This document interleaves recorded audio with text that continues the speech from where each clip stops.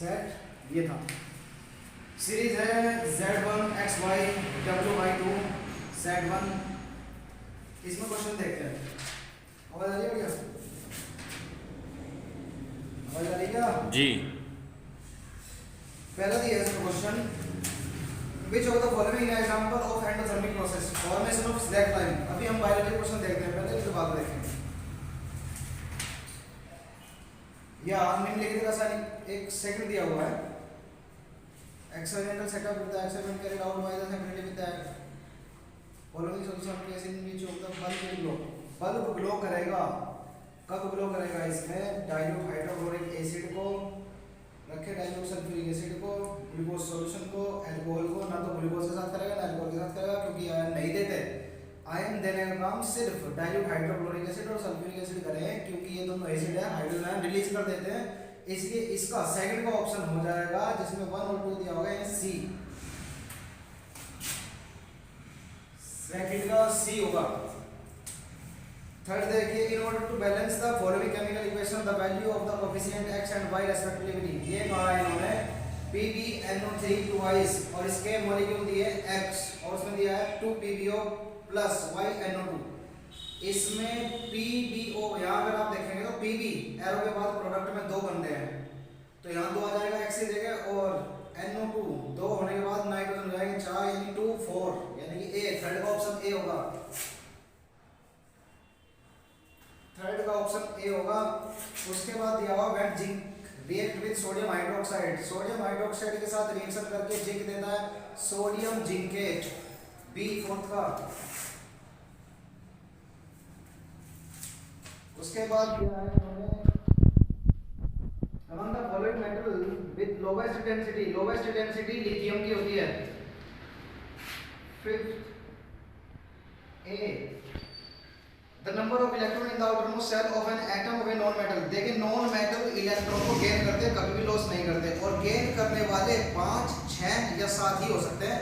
8 अगर होगा तो इनर्ट गैस हो जाएगा, 5 से कम हो जाएगा तो शेयर करेगा, वो 4 होगा, और 4 से कम होंगे तो मेटल होंगे, यानी कि नॉन मेटल में 5, 6 या 7 ही होने चाहिए, और 5, 6 और 7 में 6 का सी ऑप्शन है।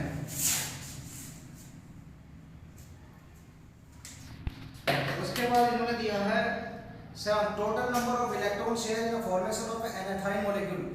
एथाइन का है, ये देखिए ethyne, C triple bond C, ये हो गया एथ। ये एथाइन का फॉर्मूला है। इन्होंने इसमें कहा है total number of electron share कितने किए गए हैं। टोटल नंबर ऑफ इलेक्ट्रॉन कितने शेयर किए गए हैं? कार्बन के 4 इलेक्ट्रॉन होते हैं, 4 इसने शेयर किए, 4 इसने शेयर किए, तो यहाँ पे बात आ रही है कितने? 8 की। लेकिन यहाँ 8 ऑप्शन में नहीं है, यहाँ कह रहे हैं कि total number of electron share in the formation of ethyne molecule. Ethyne molecule में कितने नंबर शेयर हुए हैं? शेयर तो 3 तो यहाँ हुए हैं, और चौथा कार्बन और हाइड्रोजन के बीच में 1 शेयरिंग तो कार्बन और हाइड्रोजन के बीच में हुई है, और 3 शेयरिंग कार्बन के बीच में हुई है। इसका मतलब 4 शेयरिंग है टोटल। तो 7th का हो जाएगा डी। अब 8 में देखिए, sphincter muscle are present in the exit of. Sphincter muscle किसके एग्जिट में होती है? Stomach and small intestine. Intestine के एग्जिट में भी है, स्टमक के एग्जिट में भी है। स्टमक एंड एनस, एनस तो लास्ट ओपनिंग है। Small intestine and large intestine दोनों में है। Oesophagus and stomach. अब स्फिंक्टर मसल बताइए, एसोफेगस में भी होता है कार्डियक, यानी कि स्टमक में आने से पहले, और स्टमक में भी स्फिंक्टर होता है। तो ज्यादा बढ़िया ऑप्शन यहाँ पे जो मुझे लग रहा है स्फिंक्टर, वो होगा इसोफेगस और स्टमक में, क्योंकि इसोफेगस का लास्ट स्फिंक्टर होता है इसोफेजियल स्फिंक्टर, और स्टमक का लास्ट स्फिंक्टर होता है पाइलोरिक स्फिंक्टर। डी 8 का। उसके बाद आ रहे हैं 9th क्वेश्चन में, फिर से वही मेसोफिल सेल दी है जो बताई गई थी कई बार, और पूछा है in the following diagram identify the cell through which massive amount of gases exchange takes place for photosynthesis. इनमें से किसके थ्रू गैसेस एक्सचेंज होगा? Identify the cell through which massive amount है गैसेस एक्सचेंज। गैसियस एक्सचेंज जो होता है किसके through होता है? स्टोमेटा के थ्रू, और स्टोमेटा जो है यहाँ पर दी है 4th नंबर में, ऑप्शन यहाँ पर 4th हो जाएगा। डायग्राम में लोअर सरफेस में दी हुई है 2 सेल, और मैंने ये बताया था कि ये स्टोमेटा गार्ड सेल की नहीं मिले तो भी ध्यान रखना, अगर सेल के बीच में कहीं गैप है तो वो स्टोमेटल है। और यहाँ पे फोर्थ नंबर की जो गैस होती है वो सॉरी सेल होती है, यहाँ पर गैसेस एक्सचेंज होता है। फोर्थ मीन्स बी, नाइन्थ का बी हो जाएगा, मीन्स इसका ये वाला ऑप्शन सही था। उसके बाद इन्होंने कहा है during vigorous exercise the occurrence of cramp in the outer muscle of an athlete is due to the conversion of pyruvate to, pyruvate का कन्वर्जन होता है लैक्टिक एसिड में, 10th का सी हो जाएगा। उसके बाद plant which bear unisexual flower are, जो प्लांट यूनिसेक्सुअल फ्लावर प्रोड्यूस करते हैं उसमें पपाया होता है, बिल्कुल है, पपाया का तो होता है। हिबिस्कस, चाइना रोज, वाटरमेलन, इसे हम कंफर्म अभी नहीं कह सकते। पपाया और मस्टर्ड तो बाइसेक्सुअल फ्लावर है, वाटरमेलन और हिबिस्कस नहीं कह सकते। मस्टर्ड और हिबिस्कस या पपाया और वाटरमेलन, अभी इसको छोड़ देते हैं, नेक्स्ट देखते हैं। When X bearing sperm fertilise to egg, अगर एक्स फर्टिलाइज करता है एग को, रिजल्टिंग जाइगोट, सिंपल सी बात है, अगर मेल से एक्स आ रहा है तो फीमेल से तो एक्स ही होता है, तो 44 प्लस एक्स एक्स हो जाएंगे, 44 प्लस एक्स एक्स मीन्स 12 का ए, 12 का ए होगा। उसके बाद 13 का an object is placed in front of a convex mirror, convex mirror के लिए अभी फिजिक्स का क्वेश्चन है, बाद में करेंगे इसको। वेरीफाइड ओम्स लॉ, ये मैंने देख लिया, इसमें ये आपको बताया गया है कि ओम को कम करने के लिए एमीटर हमेशा एमीटर से जुड़ा होता है, सीरीज में जुड़ा होता है, और वोल्टमीटर पैरेलल में जुड़ा होता है, यानी कि बी ऑप्शन, एमीटर सीरीज में और वोल्टमीटर पैरेलल में। 14 का बी, 14 का बी हो गया है। उसके बाद क्या है, in resistive circuit if the current is increasing to twice, resistive circuit current बढ़ा दिया गया 2 गुना, the percentage of change in the amount of heat dissipated, ये भी बात करेंगे हम, फिजिक्स है, फिजिक्स है 16th बी। और उसके बाद क्या क्या चाहिए,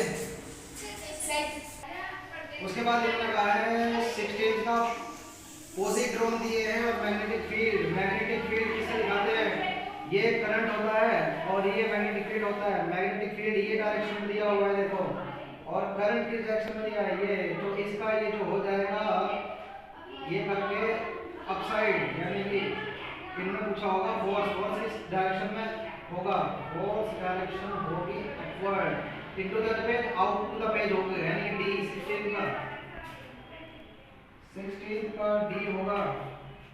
उसके बाद असेंशन रीजन दिए, sodium oxide is an amphoteric oxide, sodium oxide amphoteric oxide नहीं होता, हमने 10th में पढ़ा है Al2O3 और ZNO होते हैं, तो ए गलत हो रहा है। और metal oxide which react with both acid as well as base are known as amphoteric oxide, reason सही है, तो इसका मतलब ऑप्शन ये बैठ रहा है, assertion is false but reason is true, D option हो जाता है 17th का, 17 का डी हो जाता है। उसके बाद 18 का when A bacterium divide into 2 and the resultant 2 bacteria divide again the 4 bacteria produce would be into similar, okay, when bacteria divide करता है 2 में और रिजल्टेंट हो जाते हैं 2 बैक्टीरिया का, फिर वो 2 बैक्टीरिया डिवाइड करते हैं, फिर 4 बैक्टीरिया होते हैं, produce would be into almost similar, बिल्कुल सिमिलर ही होंगे, बिल्कुल ठीक है बात। DNA कॉपिंग involves small inaccuracies in the reproductive process, inaccuracies में तो नहीं होता है, accuracies में होता है, small involving small inaccuracies, ये कह सकते हैं कि छोटी बहुत बहुत कम छोटी inaccuracy हो सकती है, लेकिन करेक्ट एक्सप्लेनेशन नहीं है, तो इस हिसाब से आ जाता है इनका बी ऑप्शन, जिसमें करेक्ट एक्सप्लेनेशन नहीं है लेकिन दोनों ठीक है, तो ये आ जाता है इसका बी ऑप्शन 18th का, 18th का बी ऑप्शन हो जाएगा। अभी फिजिक्स के क्वेश्चन बाद देखेंगे उसमें समझ आएगा, फिलहाल ये देख लेते हैं। 19th क्वेश्चन है, a person suffering from myopia can see the distant object clearly, ये बिल्कुल बात ठीक है। पर्सन जो सफरिंग करता है मायोपिया से और डिस्टेंट ऑब्जेक्ट देख लेता है लेकिन नियर बाय ऑब्जेक्ट नहीं देख पाता, बिकॉज उन्होंने कहा है a converging lens is used for the correction, ये गलत बात है। मायोपिया में कॉन्केव लेंस इस्तेमाल होता है, तो आर गलत हुआ होगा, तो इस हिसाब से आर गलत हुआ तो क्या हो जाएगा इसका ऑप्शन आर गलत है। Reason is false means C, इसका हो जाता है आपका 19 का सी, 19 का हो जाएगा सी ऑप्शन। उसके बाद 20 क्वेश्चन देखिए, magnetic field line do not intersect each other, ये बिल्कुल बात ठीक है, बिकॉज कर लिखा दो। असेंशन और रीजन को ठीक करने का मैंने बताया था, असेंशन और रीजन के बीच में असेंशन पढ़ने के बाद बिकॉज या सो लगा देते हैं और लाइन ठीक बैठ जाती है तो वो सही हो जाता है। अभी उन्होंने कहा magnetic field line do not intersect each other because magnetic field lines are imaginary lines the tangent और which at the point give the direction of the magnetic field at that point, ये बात बिल्कुल ठीक है। The tangent to which at any point gives the direction of the field that of that point, इसका क्या बोल रहे हैं बिकॉज, ये बात ठीक नहीं है, मुझे नहीं लग रही, इसको देखूंगा बाद में। फिलहाल मैं सेक्शन बी में देख लेता हूँ। 21 का ए दिया, what is observed when aqueous solution of potassium iodide and lead nitrate are mix together. देखिए पोटेशियम आयोडाइड और लेड नाइट्रेट अगर मिक्स करते हैं तो उसमें येलो कलर का प्रेसिपिटेट बनता है और ये एक डबल डिस्प्लेसमेंट रिएक्शन है, ध्यान रखिएगा। 21 में पूछा है एक्वस सॉल्यूशन पोटेशियम आयोडाइड का लेड नाइट्रेट के साथ रिएक्शन करता है तो टाइप ऑफ रिएक्शन क्या होगी, टाइप ऑफ रिएक्शन होगी double displacement and write the chemical equation for the reaction that occurs.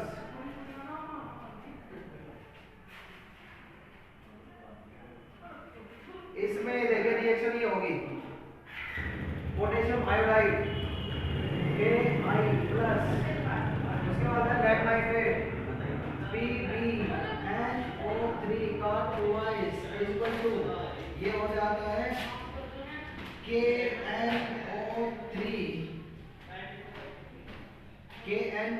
यहाँ आ जाता है और बन जाता है PbI, इसको बैलेंस कर लेंगे, ठीक है। बैठो अभी आप, चलो देखो क्या ना कौन सा स्टार्ट हो गया। तो name the type of reaction ये हो गया, इक्वेशन ये मैंने दे दी है और लिखा when copper powder is heated in A watch glass, अगर कॉपर पाउडर को हीट करते हैं तो एक ब्लैक सब्सटेंस बनता है, ये बिल्कुल बात ठीक है। Why is the black substance form, क्योंकि कॉपर ऑक्साइड इसमें बना है, वो कॉपर ऑक्साइड ही ब्लैक कलर है, ए ब्लैक सब्सटेंस। अच्छा नेम इट, और नाम हो गया उसका कॉपर ऑक्साइड। तो अगर कॉपर को Cu को ऑक्सीजन के साथ मिलाते हैं तो CuO या CuO, यहाँ पर आप दो रिएक्शन है, यहाँ पे क्यूप्रस और क्यूप्रिक की बात आएगी लेकिन यहाँ बात नहीं करते। अगर आप यहाँ पे मैं नंबर 1 मिलने वाली बात कर रहा हूँ, अगर आप कहते हैं कॉपर ऑक्साइड तो बात ठीक हो जाएगी और नाम कह देते हैं उसका कॉपर ऑक्साइड ब्लैक सब्सटेंस का, तो ठीक होगी। How can this black substance be reversed to its original form, इस ओरिजिनल फॉर्म से ब्लैक कलर कैसे जाएगा, ब्लैक कलर का मतलब किसकी वजह से आया है, इस ऑक्साइड की वजह से। ऑक्साइड लेयर को रिमूव करना होगा और आपने मेटलर्जिकल प्रोसेस में पढ़ा है कि ऑक्साइड की लेयर को रिमूव किया जा सकता है by using the reducing agent, वहां पे एक रिड्यूसिंग एजेंट,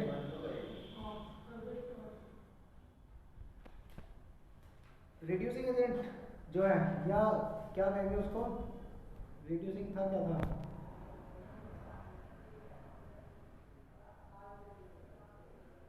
रिड्यूसिंग एजेंट इस्तेमाल करेंगे और वहां से ही हट जाएगा।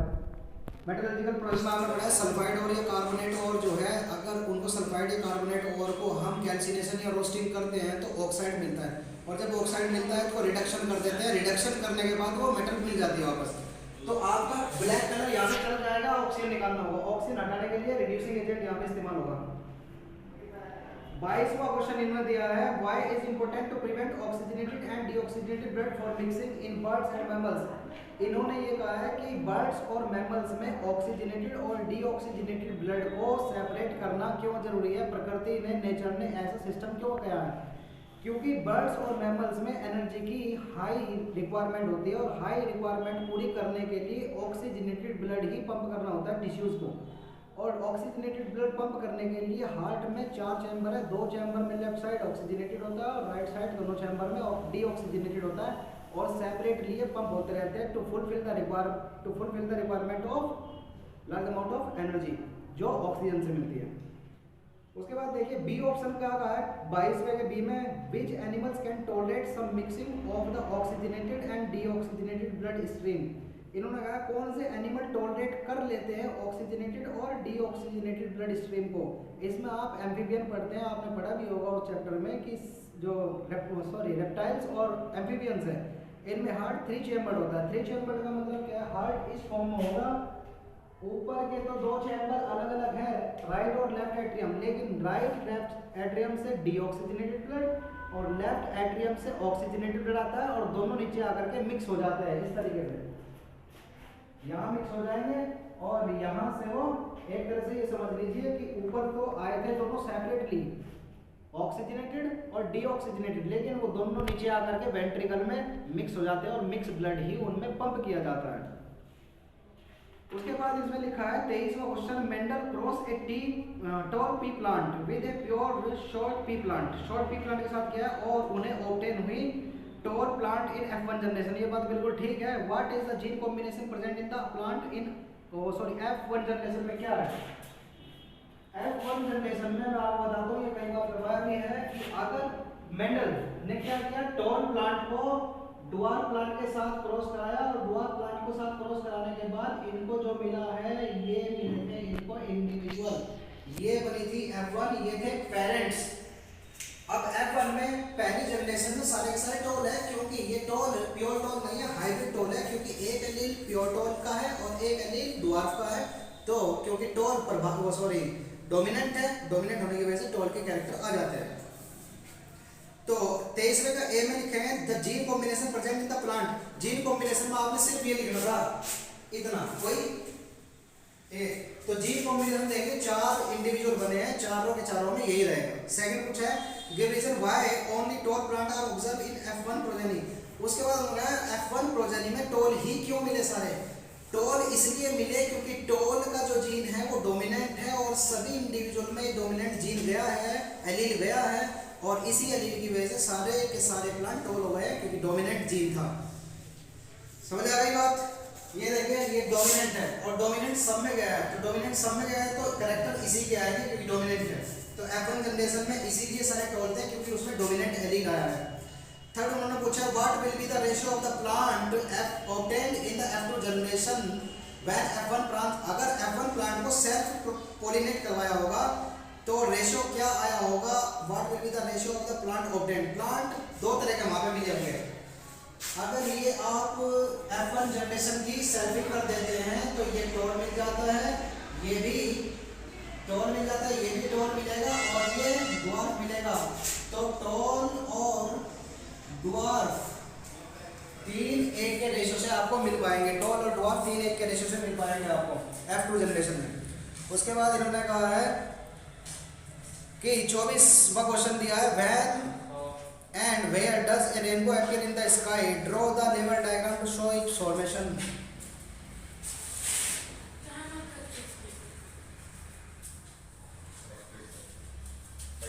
आ जाओ सभी, बाद में कराएंगे, पहले सॉल्व कर लेते हैं, थोड़ा सा रह है। इन्होंने रेनबो का है, रेनबो जब होता है तो वाटर ड्रॉपलेट जो होती है, ये बताया था कि वाटर ड्रॉपलेट से जैसे सनलाइट आती है तो सनलाइट जब आएगी तो वो रिफ्लेक्ट हो जाएगी, रिफ्लेक्ट होने के बाद ये अंदर की सरफेस से रिफ्लेक्ट होती है, रिफ्लेक्ट होने के बाद ये निकल जाती है। तो यहाँ पे रिफ्रैक्शन और रिफ्लेक्शन, रिफ्रैक्शन हुए हैं यहाँ पे 1 और यहाँ पर 2 और रिफ्लेक्शन हुआ है 1। तो रिफ्रैक्शन और सक्सेसिव रिफ्लेक्शन होने की वजह से रेनबो बनता है। ये डायग्राम उसमें था, यहाँ पे 7 कलर हो गए होंगे क्योंकि एक मीडियम से दूसरे मीडियम, एयर से वाटर की ड्रॉपलेट में गई है। तो यहाँ पे ये इस तरह से आप दिखा सकते थे और यहाँ से ये दिखा करके बाहर निकालनी थी, ये इसका रीजन था रेनबो फॉर्मेशन का। उसके बाद इन्होंने कहा है और में दिया है what is the scattering of light. Light की स्कैटरिंग क्या होती है। लाइट के जो कॉन्स्टिट्यूएंट कलर है अगर वो अपने कॉन्स्टिट्यूएंट कलर में बिखर जाते हैं तो उसी को स्कैटरिंग ऑफ लाइट बोलते हैं। और स्कैटरिंग कब होती है, जब एक मीडियम से दूसरे मीडियम में पहुंचती है light. Why does the clear sky appears blue. Blue क्यों दिखाई देता है, क्योंकि ब्लू कलर स्कैटर्ड मोस्ट, सबसे ज़्यादा ब्लू कलर ही स्कैटर्ड होता है, इसीलिए स्काई कलर ब्लू दिखाई देता है due to the atmospheric refraction. उसके बाद इन्होंने 25th डायग्राम दिया है ओम्स लॉ के बेस पर। उन्होंने कहा V I graph of the conducting wire A and B shown with both the wire of the same length and same diameter we show the two made from the material high resistivity give reason. Time लगेगा, बाद में करेंगे। 26 we do not clean pond और lake but an aquarium need to be clean regularly. देखिए जब भी किसी lake में या पॉन्ड को आप देखेंगे तो वहाँ पे फिश होती है और उसको क्लीन नहीं करते, लेकिन फिर भी वो जिंदा रहती है। लेकिन एक्वेरियम को आपको क्लीन करना पड़ता है। वजह उसमें ये है कि जो आपका एक्वेरियम है उसमें लिविंग प्लांट बॉडी नहीं रखते हैं आप। लिविंग प्लांट बॉडी होगी तो डिजोल्व ऑक्सीजन या जो ऑर्गेनिक मैटर, जो फीकल मैटर उन फिशेज का या एक्वेटिक ऑर्गेनिज्म का फीकल मैटर निकलता है, वही फीकल मैटर उन प्लांट के लिए फर्टिलाइजर का काम करता है। वो प्लांट उन्हें ऑब्टेन करते हैं और वाटर खुद पे खुद क्लीन होता रहता है। साथ में ऑक्सीजन भी रिलीज होती रहती है। जबकि एक्वेरियम में ना तो उसको डिकम्पोज करने के लिए कोई बैक्टीरिया है, ना ही कोई प्लांट है जो उसमें ऑक्सीजन को डिजोल्व करा सके, इसलिए वो क्लीन भी करना रहना पड़ता है और उसमें पंप भी लगाना पड़ता है। उसके बाद सेक्शन सी का है silver chloride keep in A China dish turn grey in sunlight. Silver chloride जो है टर्न हो जाता है ग्रे में क्योंकि ये डिकम्पोजिशन रिएक्शन है। Write the colour of the silver chloride when it was keep in the china dish, ये ग्रेइश कलर का हो जाएगा। Name the type of chemical reaction takes place and write the chemical reaction for the reaction. Silver chloride का है, silver chloride का decomposition हो जाएगा AgCl light की हेल्प से Ag+Cl2, ये हो जाएगी इसकी रिएक्शन। ये फोटोथर्मल वो सनलाइट की वजह से डिकम्पोजिशन रिएक्शन है। उसके बाद इन्होंने कहा है name the type of chemical reaction, कौन सी होगी? लाइट की वजह से डिकम्पोजिशन रिएक्शन है। केमिकल इक्वेशन ये रही। State one use of the reaction, ये फोटोग्राफिक में इस्तेमाल होता है। Name one more chemical which can be use for the same purpose. Silver chloride की जगह शायद सिल्वर ब्रोमाइड भी इस्तेमाल होता है, कंफर्म नहीं है लेकिन मुझे ऐसा लग रहा है कि मैंने पढ़ा था। 28 क्वेश्चन कहा है उन्होंने with the help of suitable chemical equation list the two main difference between roasting and calcination. Roasting और कैल्सिनेशन का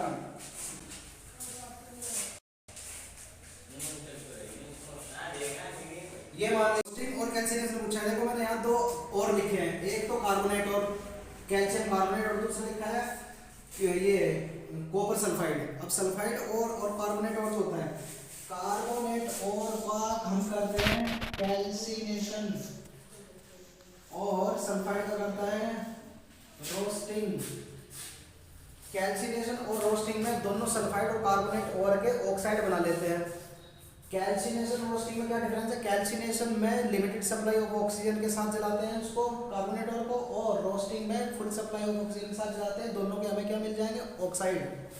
तो Cu2S और रोस्टिंग हो जाएगी यहाँ, और ये बन जाएगा CuO, और ऐसे इससे CaCO3 को हम फिर यहाँ कैल्सिनेशन करेंगे तो ये हो जाएगा CaO। इस तरह दोनों के मिल गए ऑक्साइड। तो ऑक्साइड को ऑब्टेन करने की जो प्रोसेस है उसी को हम बोलते हैं क्या? कैल्सिनेशन या roasting. How is metal reduce from the product obtain after roasting calcination. अब ये कहा है कि कैल्सिनेशन और रोस्टिंग के थ्रू जो ऑक्साइड मिला है उसको मेटल कैसे मिलता है।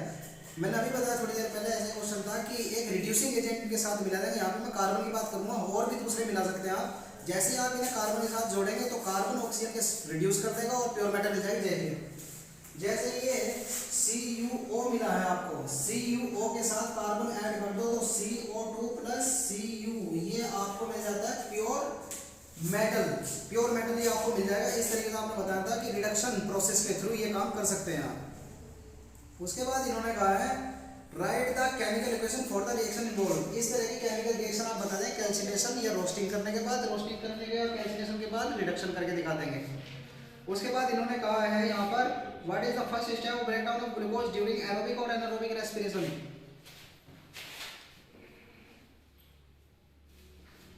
एरोबिक और एनारोबिक रेस्पिरेशन चाहे कुछ भी हो, उसमें सबसे पहले ग्लूकोज से बनता है ग्लाइकोलाइसिस के through pyruvic acid.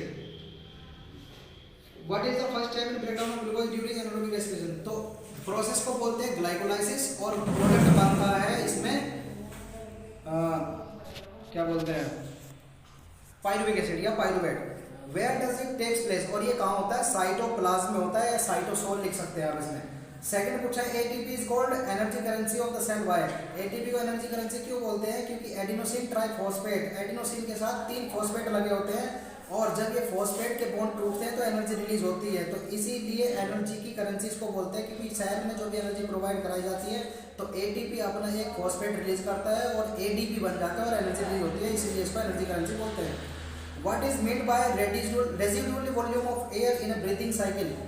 Residual volume जो ब्रीथिंग साइकिल होती है, रेजिडुअल वॉल्यूम का मतलब होता है जो लंग्स में एयर रहती है, चाहे आप कितनी भी ताकत फोर्स लगा करके हवा बाहर छोड़ दें आप, लेकिन फिर भी लंग्स में एक वॉल्यूम बचा रह जाता है एयर का, उसी वॉल्यूम को बोलते हैं रेजिडुअल वॉल्यूम। इसके और में कहा है write the sequence the steps of experimental verification of the fact that sunlight is essential for the photosynthesis. आपको क्या करना है, एक पत्ती लेनी थी, एक पत्ती को ब्लैक कलर से पेंट करना था या अंधेरे में रखना था, उसके बाद दूसरे प्लांट की पत्ती लेनी थी या प्लांट लेना था, उसको सनलाइट में रखना था। सनलाइट में रखे हुए प्लांट की ग्रीन लीव्स रहेगी कुछ दिनों तक भी, लेकिन जो अंधेरे में रखी थी वो येलो हो जाएगी, फोटोसिंथेसिस नहीं हुआ। फोटोसिंथेसिस ना होने की वजह से क्लोरोफिल जो पिगमेंट होता है उसका डिग्रेडेशन शुरू हो जाता है और वो पीली पड़ जाती है। तो इस तरह का एक्सपेरिमेंटल सेटअप आपको करना था यहाँ पर। 30 क्वेश्चन दिया, name the hormone release and the gland which secret in human being during scary situation. Scary डरावनी सिचुएशन में आपको जो हार्मोन निकलते हैं एड्रेनलिन निकलते हैं, और एड्रेनलिन हार्मोन निकलते हैं एड्रियल ग्लैंड के मेडुला वाले हिस्से से। तो आपने इसमें लिखना था ग्लैंड है एड्रियल ग्लैंड और ग्लैंड का भी मेडुला हिस्सा, और मेडुला हिस्से से निकलते हैं कौन सा, adrenaline hormone. Where does the body respond to the enable it to deal with the situation. अब हाउ कैसे करती है बॉडी इसको डील करने के लिए, हार्ट रेट बढ़ा देती है, ब्लड प्रेशर बढ़ा देती है, सलाइवेशन स्टॉप कर देती है, यूरिनरी ब्लड रिलैक्स कर देती है, गूज फ्लैश जो हो जाते हैं, रोंगटे खड़े हो जाते हैं, आई प्यूपिल डायलेट हो जाता है। तो इस तरह की सारी चीज़ें वहाँ होनी शुरू हो जाएगी जिस सिचुएशन में आपको वो चाहिए।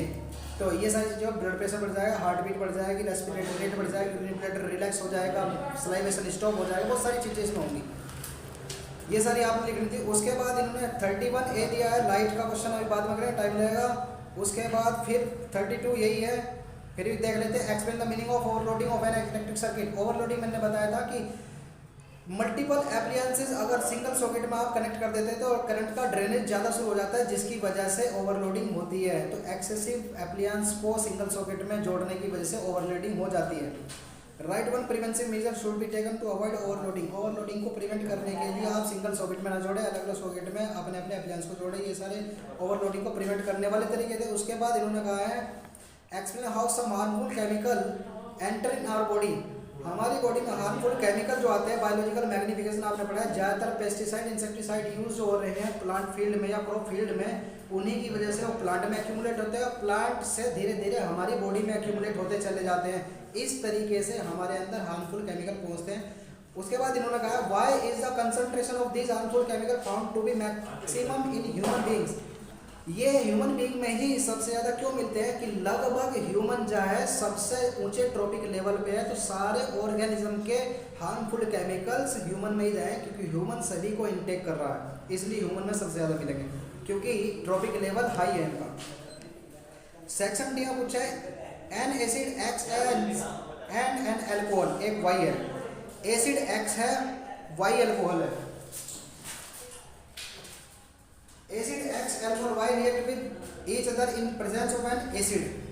एसिड की प्रेजेंस में रिएक्शन करते हैं, catalyse to form sweet smelling compound. यहाँ बात हो गई एस्टरिफिकेशन की, तो यहाँ पे एसिड हो गया CH3COOH plus C2H5OH is equal to ये H2SO4 एसिड है, और यहाँ पे बनता है ये और ये बन जाएगा CH3COOC2H5, ये है एस्टर। और एसिड का है इसमें, एसिड एक्स ये है और एल्कोहल वाई ये है, और ये कह दिया जेड बनेगा, ester sweet smelling compound Z बन जाएगा। उसका identify X Y and Z. X क्या हो गया है, एक्स एसिटिक एसिड है, वाई जो है वो एथिल अल्कोहल या मेथिल अल्कोहल हो सकता है, अभी फिलहाल हमने एथिल अल्कोहल लिखा है, और जेड जो है ये हो गया एस्टर। उसके बाद इन्होंने कहा right the chemical reaction for the reaction involve and name it. इस प्रोसेस का नाम लिखना था आपको, एस्टरिफिकेशन इसको बोलते हैं। उसके बाद आए Z substance on treatment with sodium hydroxide. अगर जेड का ट्रीटमेंट सोडियम हाइड्रोक्साइड के साथ करते हैं तो वापस एल्कोहल मिल जाता है। ये है जेड CH3COO2H5 plus NaOH equal to CH3COO और Na और ये हो जाएगा जेड का रिएक्शन हम NaOH के साथ करते हैं तो NaOH के साथ रिएक्शन करने पे क्या होगा कि वापस हमें वो Y मिल जाएगा, Y वापस मिल गया। देखिए ये इसके साथ रिएक्शन करेगा क्योंकि ये निगेटिव चार्ज है और ये पॉजिटिव चार्ज, निगेटिव पॉजिटिव चलेगा, ये पॉजिटिव है और ये निगेटिव एक तरह से था तो इस तरह से ये मिल जाएगा। उसके बाद बैक Y मिल गया है, सोडियम एथेनोएट मिल गया है। उसके बाद ये है सोडियम एथेनोएट, सोडियम एथेनोएट। उसके बाद right the chemical reaction for the reaction board in and name it giving justification for the name. अब ये पूरी रिएक्शन हो गई, नाम हो गए X Y और Z के। उसके बाद इन्होंने कहा है और क्वेश्चन दिया है इसका, name the simplest saturated hydrocarbon methane लिख सकते हैं आप। सिंपलेस्ट हाइड्रोकार्बन जो कि सैचुरेटेड है वो सिंपलेस्ट मीथेन हो सकता है।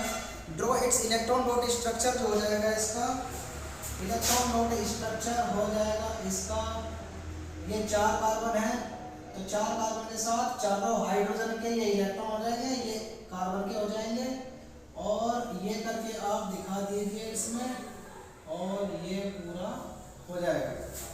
ये इलेक्ट्रॉन डॉट स्ट्रक्चर हो गया इसका।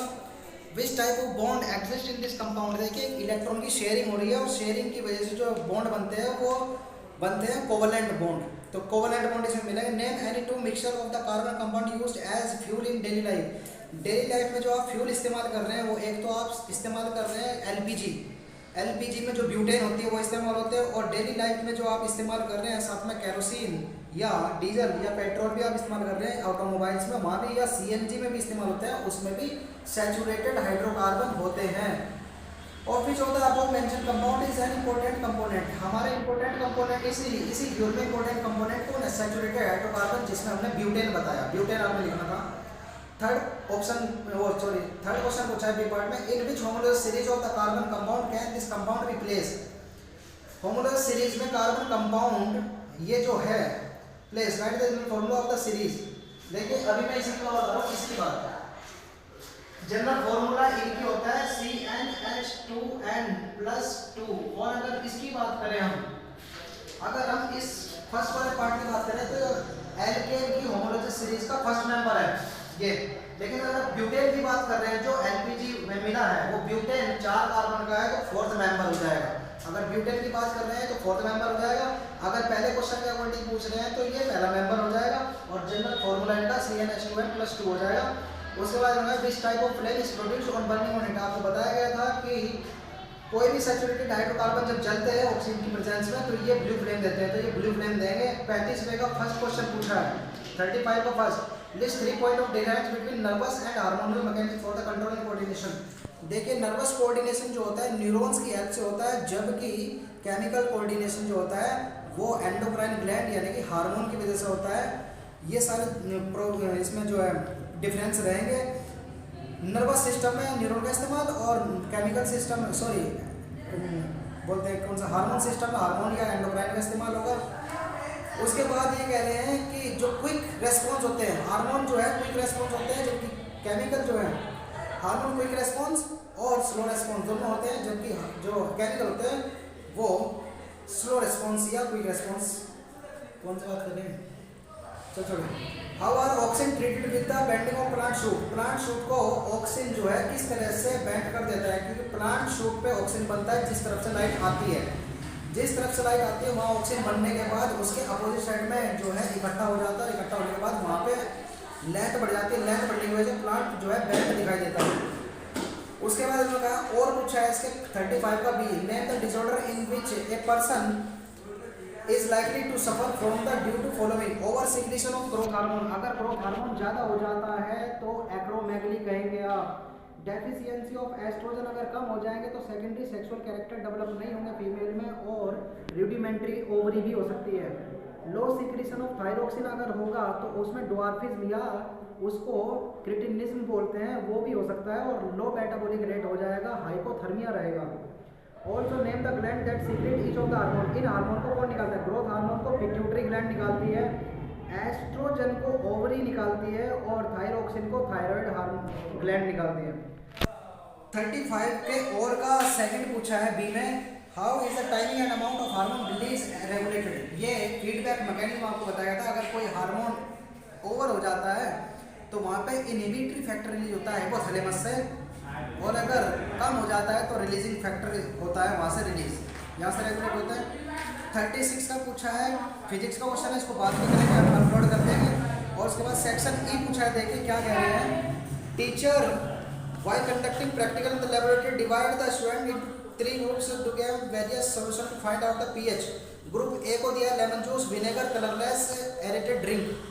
टोमेटो जूस दिया है ग्रुप बी को, और कॉफी और जिंजर जूस सी को दिया है, sodium hydroxide, sodium chloride, slime water. अब एक क्वेश्चन पूछा है for the students provide which group is like to have pH value less than 1 और लेस देन ग्रेटर देन ज़्यादा, किसके पास होगा। देखिए लेमन जूस वाले जितने भी हैं इन सब में लेस देन 1 है, तो लेस देन 1 में आपने ग्रुप 1 रखना है कि ग्रुप 1 के पास जितने भी हैं उनके पास एसिड है। और ग्रेटर देन 7 के साथ आपने लिखना है ग्रुप सी, क्योंकि ग्रुप सी में लाइम वाटर है, सोडियम हाइड्रोक्साइड है, ये इसमें दोनों बेसिक है। और बी पार्ट पूछा है list 2 ways to determine pH of the solution. PH solution की डिटरमाइन करने के लिए बहुत सारे तरीके होते हैं, लेकिन यहाँ पर आप यूनिवर्सल इंडिकेटर या जनरल ब्लू लिटमस या रेड लिटमस इस्तेमाल कर सकते हैं। ब्लू लिटमस रेड हो गया तो एसिड है, रेड तो ब्लू हो गया तो बेस है। और अगर यूनिवर्सल इंडिकेटर रेडिश की तरफ जा रहा है तो एसिडिक है, और ब्लूइश की तरफ जा रहा है तो बेसिक है, और ग्रीन है तो न्यूट्रल है। उसके बाद सी पार्ट पूछा है explain why the soap substance such as lemon juice are effective to cleaning the transit copper vessel. Copper vessel को साफ करने के लिए लेमन जूस जो है या इसी तरह के जो जूस है वो इस्तेमाल हो सकते हैं, क्योंकि इनमें एसिड है, और एसिड जो ऑक्साइड के लेयर है, जो रस्ट है, उसको रिमूव कर सकता है। और पूछा है इसका pH has great importance in our daily life. Justify करना है स्टेटमेंट को, क्योंकि हमारे स्टमक में लो पीएच की वजह से फूड डाइजेस्ट होता है।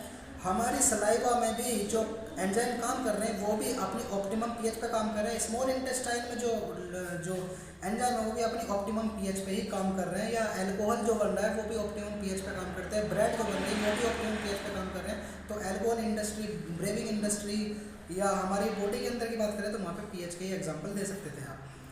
उसके बाद इन्होंने कहा है 38 का, सीधा मैं ये नहीं पढ़ रहा हूँ, ये मैं थोड़ा पढ़ के बता रहा हूँ क्या है। All the reproductive method of living organism are broadly categorise करे हैं असेक्सुअल रिप्रोडक्शन और सेक्सुअल रिप्रोडक्शन। सीधा मैं क्वेश्चन पूछ रहा हूँ, देख रहा हूँ। A name the type of fission that occur in Leishmania. Leishmania में बाइनरी फिजन होता है और प्लाज्मोडियम में मल्टीपल फिजन होता है।